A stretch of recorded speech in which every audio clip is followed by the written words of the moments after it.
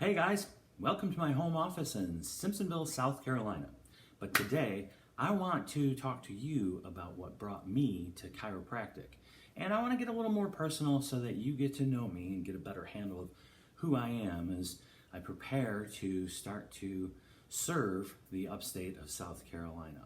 Okay, back in the late 90s, early 2000s, I suffered a catastrophic injury to my low back during a pro-am indoor lacrosse game in upstate New York. Leading up to that, I had spent years and years playing through high school and college and all the amateur level leagues, playing my way up towards professional with the hopes and dreams of becoming a professional athlete in a sport that I love, which is indoor lacrosse. So during that game, I was in the corner, and lacrosse is a game played on a field. It's played with a lacrosse stick that has a net at the end and a hard rubber ball. So I was in the corner kind of scooping that ball up when another player from the other team came over, and I was bent over slightly, and he took his stick and he came straight down to my low back and he cross-checked me right across my low back, and I will tell you, it dropped me right to the floor. I never felt pain like that. I saw stars for the first time. I mean, if this was a stinger, it was the mother of all stingers. I needed some help to get back to the bench, and eventually I made my way home, just assuming it was a bad stinger, and would slowly recover. But I had some tryouts coming up for a professional team, and so I was really keen on getting this taken care of quickly. Well, the next morning I woke up and I went to get out of bed as I normally do, and my left leg came out as it normally does, and my right leg was supposed to follow. But my right leg was unresponsive, and I actually tumbled and fell out of bed. Luckily, my roommate was home and he helped me up, and again, I had these tryouts coming up, and I thought, oh gosh, I really need to get this looked at right away. So he took me to his doctor, and his doctor looked me over and put the electrical pads on my low back and had me lay down, and he said, you tell me when you start to feel this, like pins and needles. And so he was going, and I said, no, keep going, I don't feel anything. And he said, well, how about now? And I said, no, keep going, I don't feel anything. He said, how about now? And still nothing. And this happened a few more times, and then eventually I said, oh, I do actually feel something, so go. And he looked at me and said, listen, the machine is all the way up. Your back muscles are just hopping. There's something serious, and you need to go and get this some imaging done. You need to get an X-ray or an MRI or something. You need something bigger or grander than what I can do here. Well, I didn't really like to hear that, because again, I was waiting to do a tryout to become a professional athlete finally, and my hopes and my dreams had pinned on this. So I thought, okay, well, I'll do it. I'll exercise it. I'll stretch it out. I'll see the physio. I'll see the chiropractor, maybe, whatever. And so I did. I tried to stretch it out myself. It was unbearable to walk, to sit down for any length of time, or even to lie down. I went to multiple different chiropractors. I went to physiotherapists. I went to Western medicine, massage. You name it, I saw everybody, and no one could give me any relief. So there I was, not being able to walk very well, not being able to try out or work out or practice. And I eventually yielded and went in and got x-rays taken. And immediately the x-ray tech took a look at them and gave me a look, and I knew it wasn't going to be good. And so my doctor came in and explained to me that I had a severe fracture in the very last vertebra that connects to your pelvis or to your sacrum. So severe, in fact, that it moved. If it's supposed to be bone over bone. Well, it moved 3/4 of the way off to the front, making my spinal cord have to do this crazy 290-degree turns. And that was the cause of all the leg pain, back pain, pins and needle, feeling down into my foot, inability to walk or sit or lie down. And I asked the doctor, knowing the answer, but I asked the doctor if my athletic career was over, and he said, yeah, sure, you're definitely going to need surgery. Now, I never knew anyone that had a good good back surgery, and I really didn't want a back surgery. But they sent me for an MRI, and it hurt so much to just lie still. And in an MRI, they put you in this small plastic bed. It's kind of uncomfortable, and they slide you through this huge round magnet. It makes a lot of noise, but you have to stay very, very still, or the image is skewed, and they have to do it again. Well, I couldn't stay still. They wound up even having to give me some Valium. That didn't help. It took 3 tries for them to finally get a good image, and the damage was very, very severe. They wanted to schedule me for surgery, and I was lost. I was without hope. My dreams had come crashing down. I now was looking at a back surgery that I knew was going to just lead to more back surgeries and more pain. I was a relatively young person, and as far as I knew, life as I knew it was over. Well, that's just how life went and progressed, and I didn't elect to get the back surgery. I just kept hoping and hoping science would catch up, or I would meet somebody, a doctor, a method, a technique, anything, a witch doctor that could help me out. And 10, 12 years went by. I was working in a different job industry, and it wasn't one that I liked per se, but it did pay decently enough. I was constantly in pain. My right leg was always pins and needles. I always felt like there was a hot poker sticking me in my low back. I couldn't stand on my right leg very long. I couldn't sit very long or even lie down very long. As a matter of fact, when I drove, I drove with my left leg, which is not advisable and it's very dangerous, but I couldn't feel how hard or soft I was pressing the pedals with my right leg, so I had to adapt and drive with my left leg.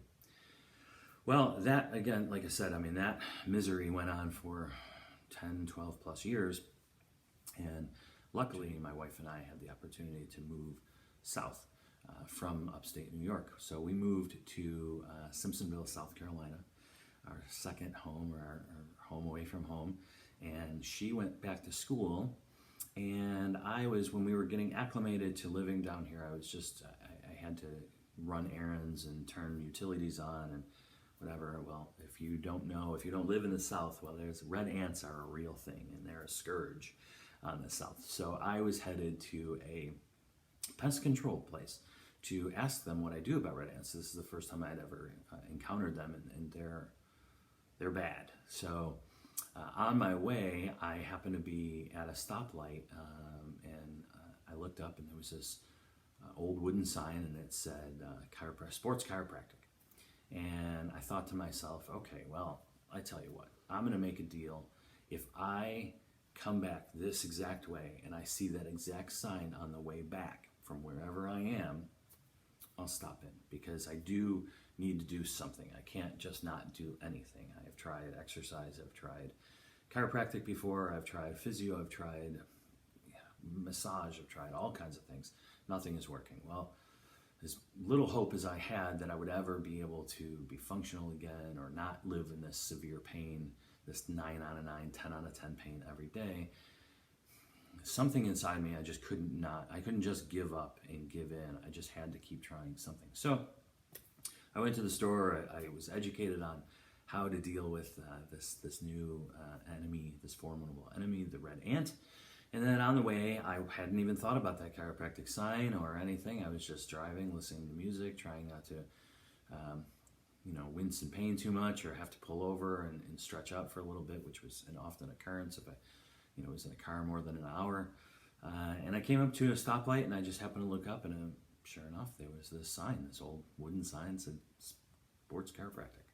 So I turned in, and I had a lot of experience researching the injury that I had, and so much that a lot of times when I would meet with certain healthcare professionals, I would talk to them about it, and I wasn't confident that they knew what I was talking about. And oftentimes they didn't know what I was talking about. It's a rare fracture, it's a rare injury, and there's not a lot, they say, that you can do about it. So I walked in, and I met the chiropractor, who's a very nice man, and he said with a big warm smile and a southern accent, how can I help you? And I said, to be honest, I don't think you can. I have what's called a grade 3 spondylolisthesis at L5-S1, a double pars fracture. Do you know what that is? And he smiled with a little maybe bit of a twinkle in his eye, and he smiled and he said, sure do. I have the same thing at the same spot, but I have a grade 2. And I mean, my eyes got this big. I didn't understand. I mean, nobody had known about this. And here's this, guy in some middle of somewhere in South Carolina that says not only does he have, know what it is, but he has one. And he's standing up. He's smiling big. He doesn't seem to be in any pain. I didn't understand how that was even possible. So, he said, why don't you come on in and let's take some pictures and stuff, but I think I can help you. And so that started my journey with chiropractic the right way. So my journey with chiropractic began by seeing this doctor a couple of times a week, every week. And the care I was getting was unlike any other care that I had gotten before. I was used to the chiropractors that you go into and they kind of, put you in a long line of people and maybe there's an open room with a couple of these weird looking tables and they call you up and they lay you down and they go up one side of you, crack, crack, crack, and they come down the other side, crack, crack, crack. They put you on one side and they twist you and crack, and then they roll you over to the other side and they twist you and crack. And then they say, okay, I'll see you next week. And that'll be $70, $60, whatever it was.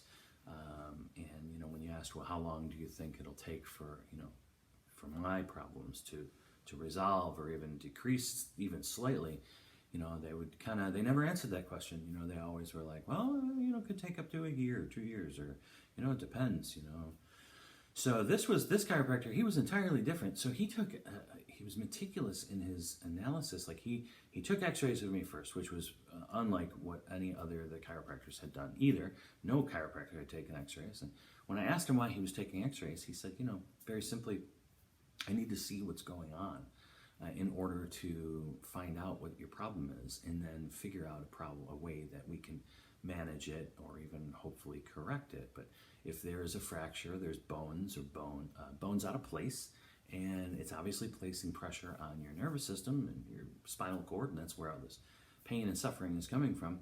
So let's see how it happened and what we can do about it to maybe, like I said, alleviate some of those issues. So great, we took the pictures, and then he brought me into another room, and I put a gown on just as if I was in a doctor's office. But again, as far as a chiropractor is concerned, I was used to like the drive-through lineup where you just came in from work or wherever you were coming from, and again, you lined up in a line and you incrementally went over to the tables and they did their cracking things, and then you left. Well, this was a doctor's office. This chiropractor, he was a doctor, so I was in a gown. He took x-rays.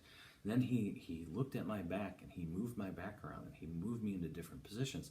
And he explained the whole way what he was doing and how he was feeling for the range of motion at different areas. And he used this instrument, this weird looking temperature dial, this gauge that had these little probes at the end, and he ran it down my back, and it didn't hurt or anything, but it was what he was saying was it was measuring the temperature from one side to the other, and when there's a bone out of place in your spine, it causes inflammation and nerve pressure and all these other things.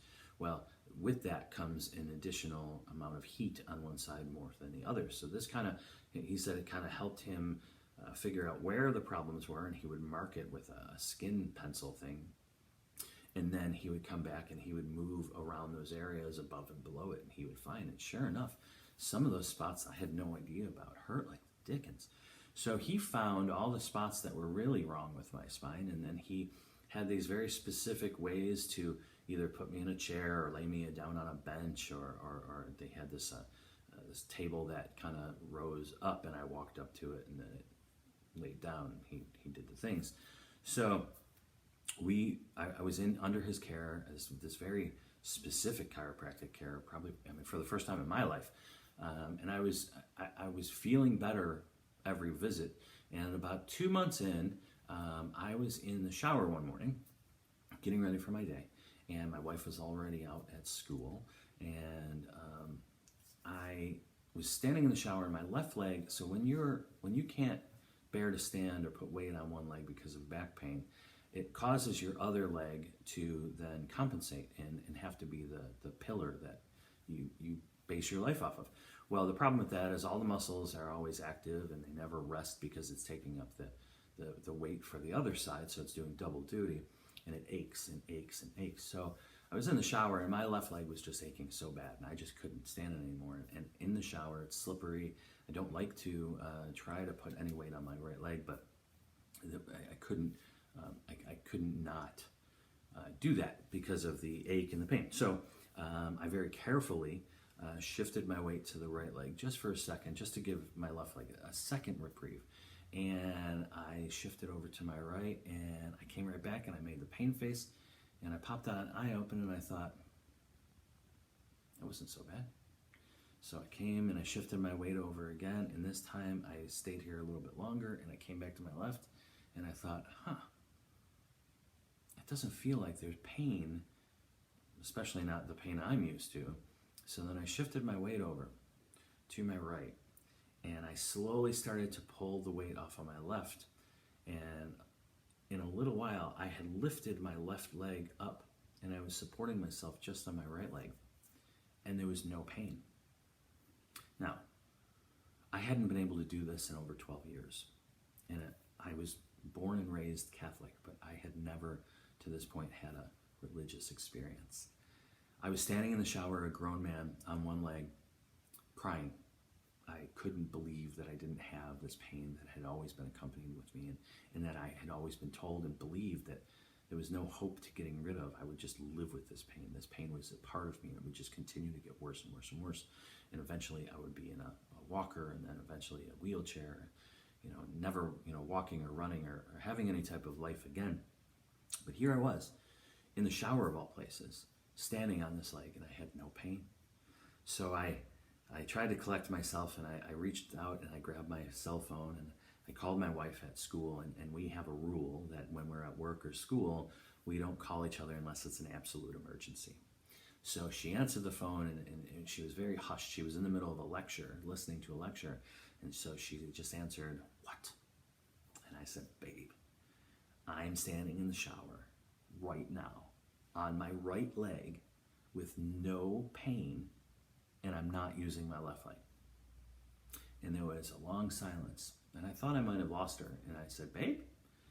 And she said in a hushed voice, "Michael, if you were drinking at 10 o'clock in the morning, we're going to have a talk." Now, I assured her I had not been drinking anything, but that this was, again, she has never known me without this pain, so she couldn't believe it. Well, I got off the phone with her, and I got myself together, and I got dressed, and I went right into this chiropractor's office. And I went in and I said, "Dude, I don't know what you did, but I have to know what you did, because that pain, it's not there.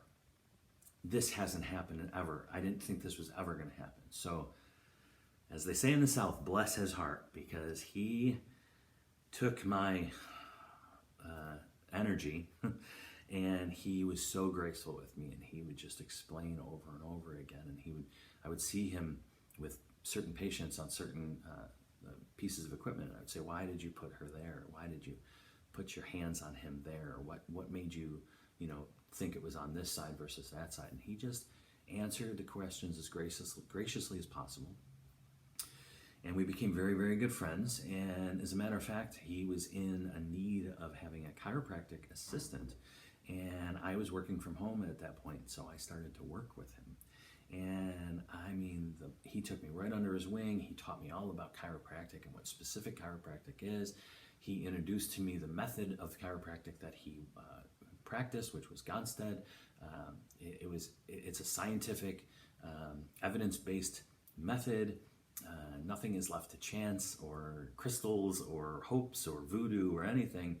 It's all just based in scientific clinical fact. So I worked for him for about 3 years, and over those 3 years, he kept needling me and saying, "You're really good with this, and you understand, especially with your story, the importance of chiropractic, and you are so great with the patients when you talk to them because of your story, and you share with them your story. You should think about going and becoming a chiropractor." And I thought, gosh, man, if only if I have missed that boat. If I was younger and I went down this path, I would love to.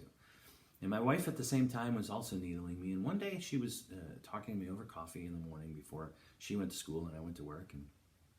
And she said, even if you had to do undergrad all over again, let's say the whole thing takes you 7 years, 8 years, whatever it takes you, that time's going to pass. And when you talk chiropractic, when you're at a job that pays you almost no money versus a job that pays you a lot more money, your eyes light up, your heart comes out, you are passionate. You should really think about doing this. And I thought about that, and I really thought about that, and it weighed on me, and I decided, okay, that's what we're going to do. I'm going to go back to school, and I'm going to become a chiropractor. I'm going to help people the way that I was helped, and I was very excited to start that journey. So here I was, in my mid to late 30s. I was going back to school. I hadn't been in school in almost 20 years. So what I did was I went down to, luckily, the doctor that I saw went to school in the state in South Carolina, and right down the road actually. And he referred me, and he said, go to Spartanburg Community College. It's right there. You won't have to go out of state and live apart from your wife or anything. So I walked in there, and I saw the lady that was in charge of registrar. And I said, hey, I'm here. This is what I want to do. What do I got to do? And she said, well, we need your transcripts. So I had them sent over, and I called her up, and she said, oh, we received them.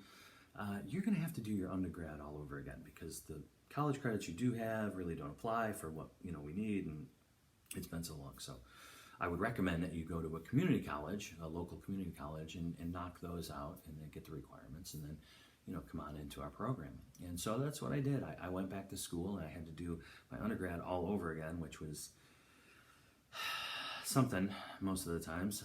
I actually even wound up having a couple of classes with one of my daughters, which was great for me, but not so great for her. No daughter wants their dad sitting behind them when they're trying to flirt with a boy, and the dad's like, really? So I did all my undergraduate stuff, and then I went to Sherman Chiropractic College in South Carolina, Spartanburg, South Carolina. And before I went, the doctor that I worked for, my friend, my mentor, the only piece of advice he gave me was, he said, when you go in there, you're going to have and experience a whole different world, and you're going to learn so much. But you need to get involved right away with a technique club that will get your hands on people. You're going to work on feeling the different bones and the different, you're going to learn the craft or the art of chiropractic. And hands down, the Gonstead Club at any chiropractic school is the way to go. They get hands on people day one. It doesn't matter where you are in your level from day one until the very last day of graduation. Everybody is welcome, and they really do a great job of explaining how to do the specific art of chiropractic. So I did that. I did my undergrad. I walked into Sherman on day one, and I looked up on my little directory of the different clubs, and I went over to the room that the Gonstead Club was meeting in, and I walked in, and there was 5 or 6 people standing around, and I said, is this the Gonstead Club? And they said, yeah, can I help you? And I said, yeah, I'm supposed to be here. My name is Mike. Let's get to work. And from day one, all the way through the days, still currently, I've been involved in the Gonstead Club. I've had a chance to experience it from every level, from just the brand new person walking in off the street, all the way up to I was the club president for 2 years. I am now happy to sit on a board for them and help the new administration of the club teach and put on seminars and bring in good doctors from all over the place, and really kind of give back and push this help that I got, this information, this knowledge that I got, and give it back to students to help them so they can go out in their communities and then help people. I'm a big firm believer that found people find people. So yeah, so that brings me to fairly current. I am right now in my last set of clinicals at school. I'm in the middle of taking my 4-part national boards, and graduation is right around the corner.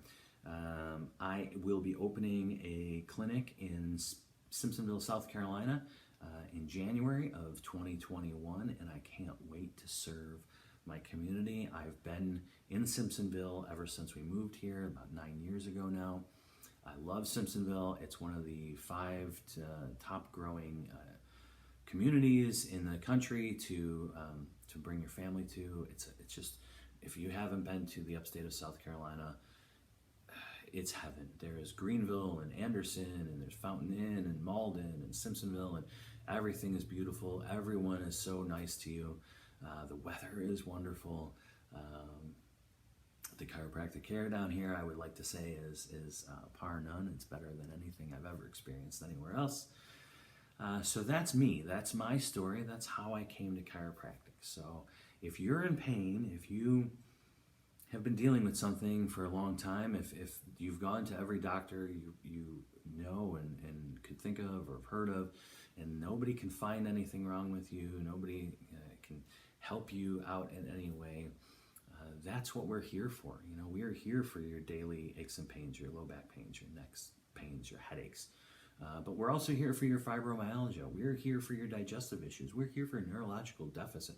Anything that has to do with your health and your ability to live your life the way you want to live it, that's what we're here for. You know, we stand under the simple premise of if there is a bone or bones that is out of place, putting pressure on a nerve or nerves, it can affect you with pain, like in your low back or your neck or your shoulder or whatever.